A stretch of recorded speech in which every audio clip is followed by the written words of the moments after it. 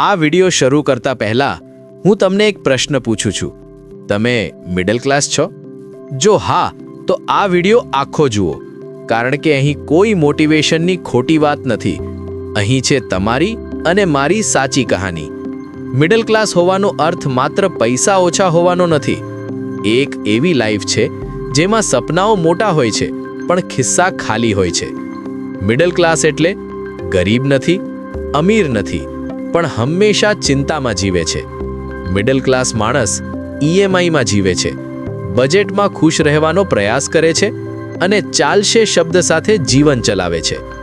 આ લોકો પાસે મોંઘી કાર નથી, પણ પરિવાર માટે દિલ મોટું છે. પોતાના સપના દબાવીને બાળકોના સપના જીવે છે. મિડલ ક્લાસ બાળકનું બાળપણ રમકડા ઓછા, સપના વધાવે. જ્યારે બીજા બાળકો નવી સાયકલ લાવે, નવા કપડાં પહેરે, ત્યારે મિડલ ક્લાસ બાળક કહે, જૂના ચાલશે. સ્કૂલ પિકનિકમાં જવાનું હોય તો પપ્પા 10 વાર વિચારે, અને જો પૈસા ઓછા પડે તો બાળક કહે, મારે નથી જવું. પણ એ એક વાક્ય પાછળ એ બાળકનું તૂટેલું મન કોઈ નથી જોતું. મિડલ ક્લાસ પપ્પા પોતાના માટે કશું નથી ખરીદતા, પણ બાળકો માટે બધું લાવે છે. પોતાનું શર્ટ 3 વર્ષ જૂનું, પણ દીકરાના કપડાં નવા. પપ્પા ક્યારેય નહીં કહે કે મને થાક લાગ્યો છે. મમ્મી પોતાની ઈચ્છા ક્યારેય બોલતી નથી, પણ પરિવાર માટે દિવસ રાત ઊભી રહે છે. મિડલ ક્લાસ મમ્મીનું સપનું કે મારું બાળક મારી જેમ દુઃખ ન સહે. મિડલ ક્લાસ યુવાન સપના કરોડોના, સેલરી 1000ની. ફ્રેન્ડ્સ મજા કરે, ટ્રીપ પર જાય, અને આ કહે ઓફિસ છે, પણ સાચું કારણ પૈસા નથી. રિલેશનશિપમાં પણ મિડલ ક્લાસ માણસ હારે છે, કારણ કે પ્રેમમાં પણ પૈસા પૂછાય છે. પણ આ યુવાન હારતો નથી. રાતે 2 વાગે પણ મોબાઈલમાં સર્ચ કરે, હાઉ ટુ બી સક્સેસફુલ.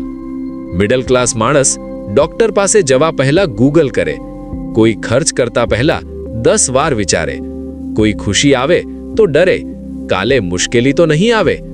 આ લોકો હસે છે, મજાક કરે છે, પણ અંદરથી દરરોજ લડે છે. પણ એક વાત યાદ રાખજો, મિડલ ક્લાસ માણસ હારતો નથી. આ જ લોકોમાંથી આઈએએસ બને છે, ડોક્ટર બને છે, બિઝનેસમેન બને છે, કારણ કે મિડલ ક્લાસ મહેનત જાણે છે, ભૂખ શું હોય એ જાણે છે, અને કિંમત શું હોય એ સમજે છે. જો તમે મિડલ ક્લાસ છો તો શરમાવશો નહીં, ગર્વ કરો, કારણ કે મિડલ ક્લાસ હોવાનો અર્થ છે જવાબદારી, સંસ્કાર, સંઘર્ષ અને અડગ હિંમત. જો આ વિડિયો તમારા દિલને લાગ્યો હોય, લાઈક કરો, કમેન્ટમાં લખો હું મિડલ ક્લાસ છું, અને સબસ્ક્રાઇબ કરો, કારણ કે આ ચેનલ તમારી અને મારી કહાની છે.